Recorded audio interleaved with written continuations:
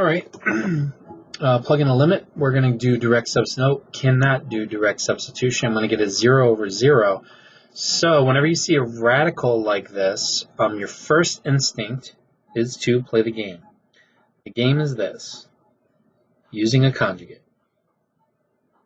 Now, this is actually, it looks quite burdensome, but it actually ends up not being very burdensome. It's actually pretty nice. We're going to go to 0, so let's just take a second here to multiply this out. Now we're going to FOIL this, okay? So this guy times this guy is actually just that guy because it's square root. We're squaring the square root. Then we got the middle terms canceling out, so we actually end up with a minus 9, okay? So this means in our other step, okay, we actually end up having an x up there, which is great because it means that my x will cancel out. So I got an x there, and then I've got x plus 9 plus 3. Okay, cross out, 1 over that. Now I can actually just plug in a 0. And you can see that if I plug in a 0, I have 1 over the square root of 9 plus 3. And that's going to give us 1 over 6. So our answer is D. Okay, so it's actually not too hard. It looks complicated. It feels like it's going to get nasty, but it's actually quite simple. Okay, now you're taking the, I see a trig function, but I do see a very common, this guy is always in the mix somewhere because it's one of the favorites of the AP people. And what we want to do is we are going to split this limit up so that we have the limit as 3x over x plus the limit over sine x of x. Okay. Now that is the same thing as taking the limit of as x approaches 0 of 3 because the x's cancel, plus the limit as x approaches 0 of sine x of x. Okay. Now, what is the limit of sine x of x as x approaches 0? And the answer is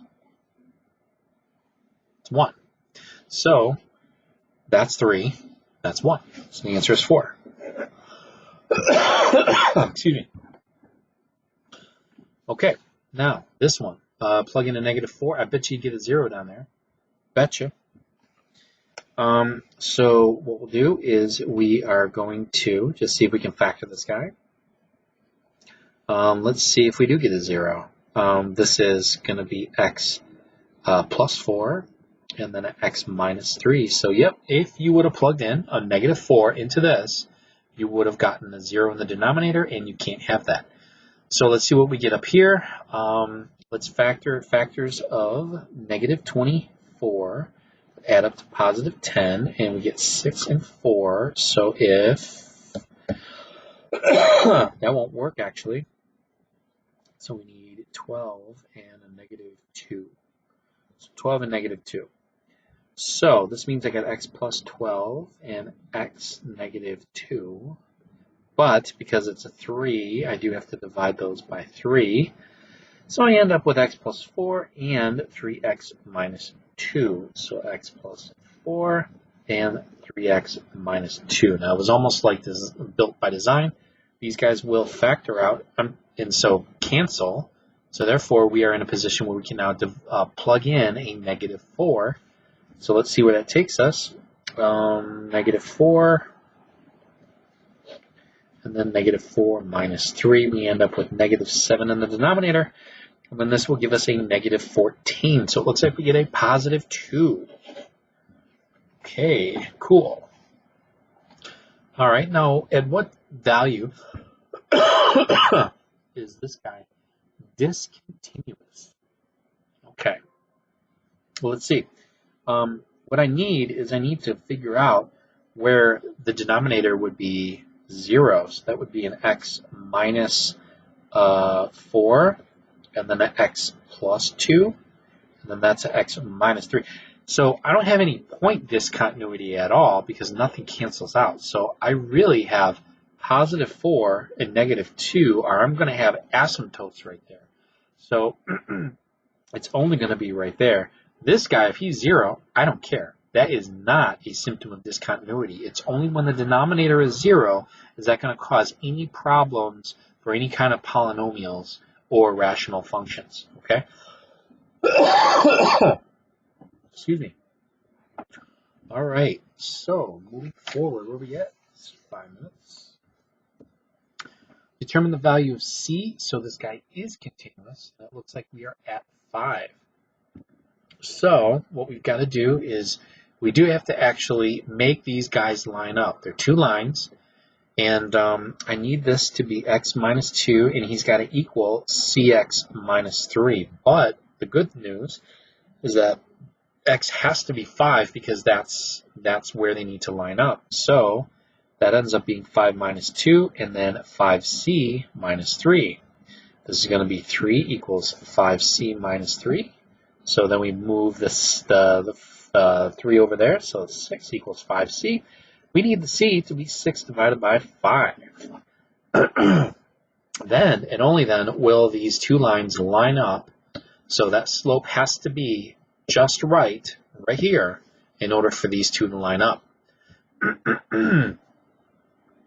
Okay, so which of the following statements is not true of this? Now, I don't know what this guy looks like.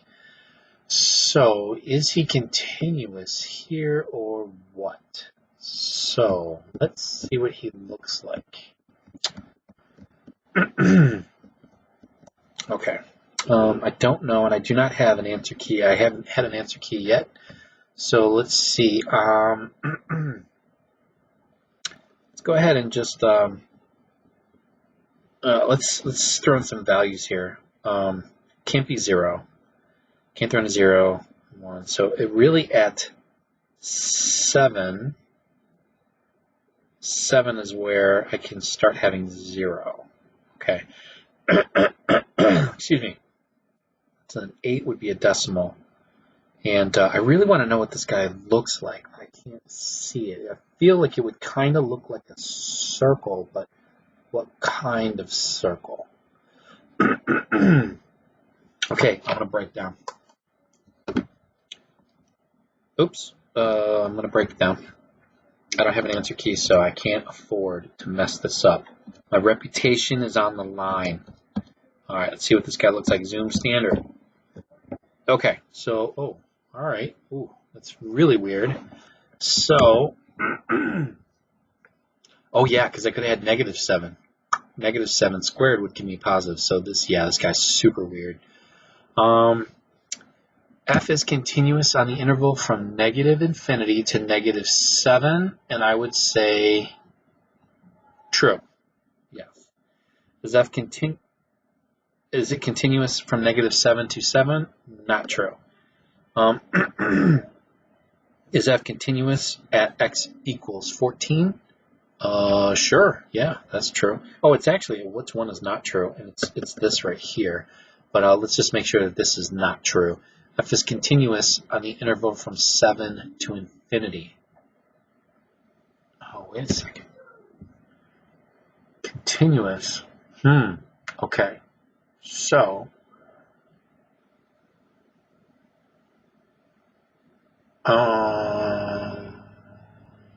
yeah.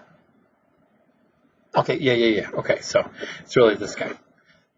For some reason, I thought that it needed to be more than one answer. Okay, so he is continuous. He's continuous here, that he's continuous at x equals 14, and he is not continuous there. Okay, got it. Okay, so find the limit here as this guy approaches 1. Okay. So, what we've got is we can only really see if okay, so it looks like if I plug in a 1, I'm going to get 0, okay? So this means at 1, there is an asymptote. Now the question is, am I going negative or am I going positive, okay? Now you'll notice that the general limit is there. I'm not coming from the right, I'm not coming from below. So let's just test this to see if they're both going in the same direction. because they're going to have to, because these answers imply that they both have to go in the same direction, or else it would just be a D and E. So let's see what happens here. If I'm going to go from the right, okay, I would get a positive over, we know that it's an asymptote, but I would get a positive over a positive. Okay, so that would be a positive infinity. If I came from the left, okay, I'd still get a positive up there. But if I came from the left, I would square it, so then that would give me a positive as well. So it looks like from both directions, my asymptotes are going like that. Okay, and that would be at x equals 1. Okay, they're shooting off to infinity right there. Otherwise, we would have a D and E. Okay, so as this guy is going to negative infinity, okay, so we're going the end behavior here. Okay, so we're going all the way to the end, and what's really great about this is that they have the same degree. So when they have the same degree, okay, and you are going to either negative infinity or positive infinity, what happens is you get this leveling off thing, okay? And so you can literally just ignore all of that and just see the 6/4 because they are the same degree. So if they're the same degree, we can do that. Those reduce down to 3/2. All right, and we'll stop there.